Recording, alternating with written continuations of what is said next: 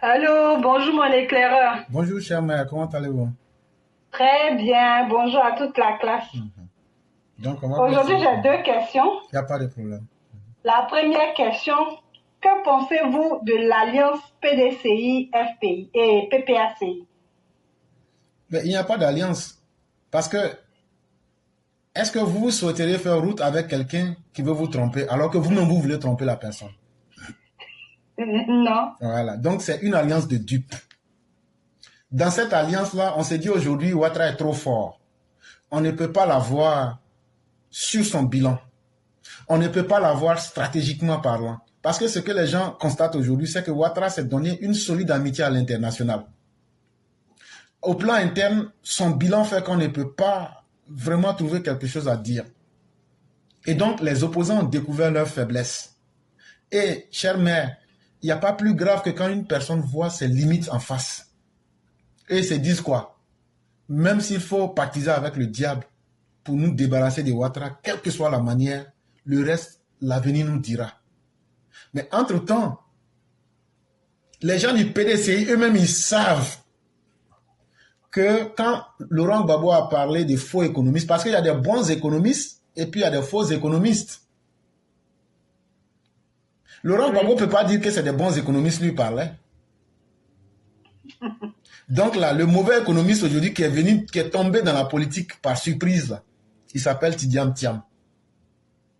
Celui qui a fait tomber des banques et qui doit payer l'argent là, Laurent Gbagbo n'a pas eu suffisamment le courage d'aller jusqu'au bout de ses idées. C'est tout. Sinon, toi, tu dis qu'on ne doit pas confier le pays à un économiste, mais toi, tu dis à l'économie de te payer tes rentes viagères.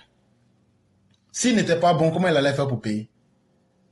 Et donc, c'est une alliance de dupes où le PDCI pense que, parce que le PDCI n'a pas la peau dure, eux n'aiment pas la souffrance.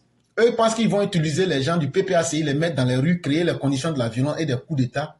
Et puis, eux vont profiter de ça pour se mettre au pouvoir. Donc, c'est une alliance de dupes. C'est une alliance qui n'ira pas loin. Et c'est une alliance qui va toujours se terminer en queue de poisson. Parce que qui sera le premier à trahir? Voilà comment les deux camps se regardent. D'accord, merci éclaireur. C'est ce que j'attendais. Vraiment, merci d'avoir répondu à ma question. La deuxième question. En l'état actuel des choses, selon notre constitution, même si nous ne sommes pas constitutionnalistes, est-ce que Laurent Gbagbo et Tidiane Thiam sont éligibles au poste de candidat pour la présidentielle de 2025? Okay.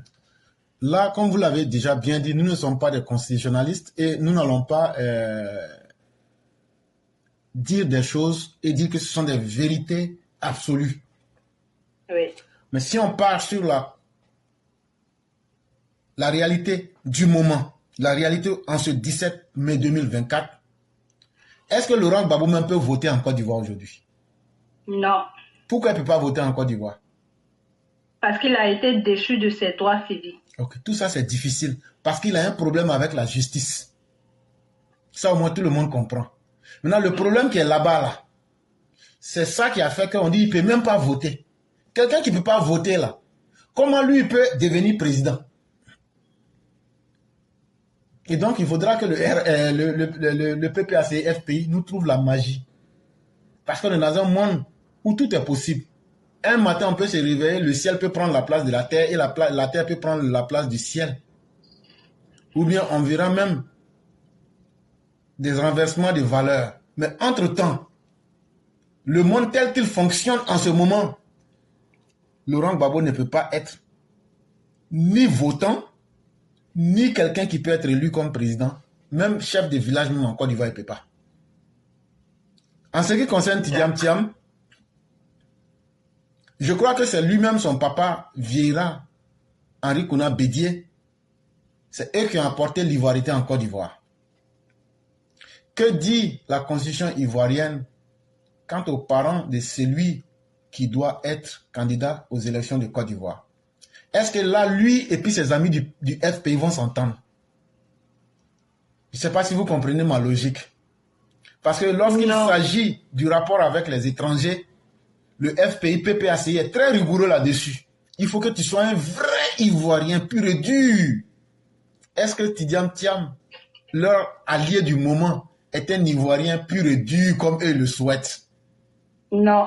Et ça va poser problème. Mais on n'a même pas besoin que les constitutionnalistes viennent nous le dire. On les regarde dans ce jeu-là. Mais Tidiane Thiam encore, il n'y a pas récemment, il avait la double nationalité franco-ivoirienne. Ouais. A-t-il abandonné la nationalité française? Ça, je ne peux le dire à l'instant. Maintenant, est-ce que quelqu'un qui s'est prévalu d'une autre nationalité peut être présidentiable en Côte d'Ivoire? Ça, personnellement, je ne le crois pas. Mais, comme je le dis, attendons de voir ce que demain nous réserve en termes de surprise, puisqu'en Côte d'Ivoire, il y a toute cette possibilité de changer le vrai en faux et de changer le faux en vrai, qu'on appelle la réconciliation. La réconciliation, c'est le jeu de la magie en Côte d'Ivoire. Ou quelqu'un qui a tué tes parents, on dit, bon, comme toi, tu as été le survivant, il faut lui retourner l'arme, et puis les balles que tu as enlevées dans l'arme, là, il faut lui redonner les balles, là, parce que toi-même, tu es vivant, donc il faut pardonner. C'est ça la réconciliation en Côte d'Ivoire. On dit, non, mais il a tué tes parents, mais est-ce que toi, il t'a pas loupé? Donc il faut pardonner. Je ne sais pas si vous comprenez l'imagerie que je suis en train de... comprends. Voilà. Je comprends parfaitement. Voilà, c'est pour dire et que... sans oublier qu'ils n'ont pas fait 5 ans sur le territoire ivoirien. Oui, ça aussi. Il y a tous ces facteurs-là qui viennent, mais quand on va parler de ça, les gens vont trouver que c'est difficile. C'est pourquoi on prend les facteurs les plus simples pour présenter à tout le monde. Maintenant, ils savent très bien la forfaiture dans laquelle ils sont. Et moi, je l'ai dit, qu'on le veuille ou pas, il y aura une zone de tension en Côte d'Ivoire. Ça veut dire là, qu'on le veuille ou pas là, on n'a même pas besoin d'être... On va s'accrocher en Côte d'Ivoire en 2024 ou 2025 là. Ça sera violent, mais ça sera très utile. Et je prie Dieu pour que ça se fasse très vite. Parce que ça va libérer tout le monde. Parce que ça va nous permettre d'assainir le pays une bonne fois. Et c'est pourquoi tu vois les Aïcha Koné servir d'émissaires pour faire passer des messages et autres. On voit tout ça. Mais ils seront pris et chacun sera traité à la mesure de la turpitude qui a été commise.